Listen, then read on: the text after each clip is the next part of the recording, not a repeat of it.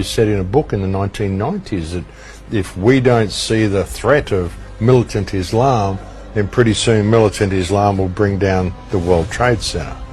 The West really doesn't understand militant Islam. So I wrote a book in 1995, and I said that if the West doesn't wake up to the suicidal nature of militant Islam, the next thing you'll see is the militant Islam is bringing down the World Trade Center. Nice prediction there, just a bit of psychic, was he, you know, like it's got Israeli fingerprints all over it. And with any of that sort of stuff, you just got to say, you know, Cui Bono, who benefits? And the only people who benefited from 9/11 is Israel, and even Benjamin Netanyahu said that as well. So the one thing we are benefiting from at the moment is the attack on the World Trade Center. Netanyahu said, quote, "We're benefiting from one thing, and that is the attack on the Twin Towers and Pentagon and the American struggle in Iraq." I mean, they do these false flag attacks all the time. How much evidence do people need? And what would be the benefit for the Arab world blowing up Twin Towers? I mean, how have they benefited from this? Have a look at Iraq. Have a look at what we've done to the Arab world since that event happened. And look what Israel has got from that event happening, and ask yourself, who benefits? The American government rounded up 200 Israeli operatives after 9/11, during their 9/11 sweep operation, and deported them back to Israel. The Israelis invented modern terrorism. They admit it.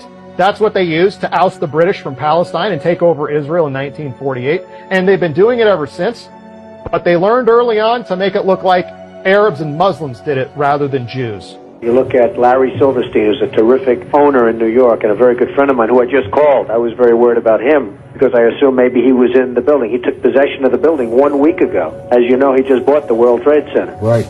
Lo and behold, two Jewish billionaires buy two asbestos-filled buildings that are half empty, of which the Port Authority was attempting to get out from under the liability and debt associated with these worthless buildings. Two Jewish billionaires named Frank Lowy and Larry Silverstein buy these buildings, and the fact is, the literal, truthful, undeniable fact is that when they purchased the lease on the Twin Towers, they literally transferred billions of dollars of liability over to themselves, because the cost to extract the asbestos was in the billions.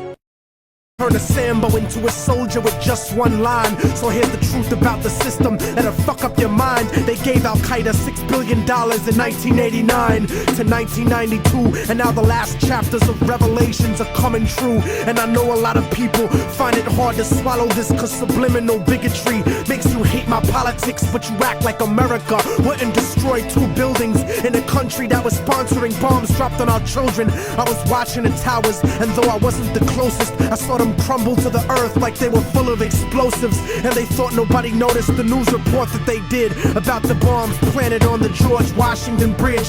4 non-Arabs arrested during the emergency, and then it disappeared from the news permanently. They dubbed the tape of Osama, and they said it was proof. Jealous of our freedom, I can't believe you bought that excuse. Rocking a motherfucking flag don't make you a hero. Word to ground zero, the devil crept into heaven. God overslept on the 7th. The new world order was born on September 11th.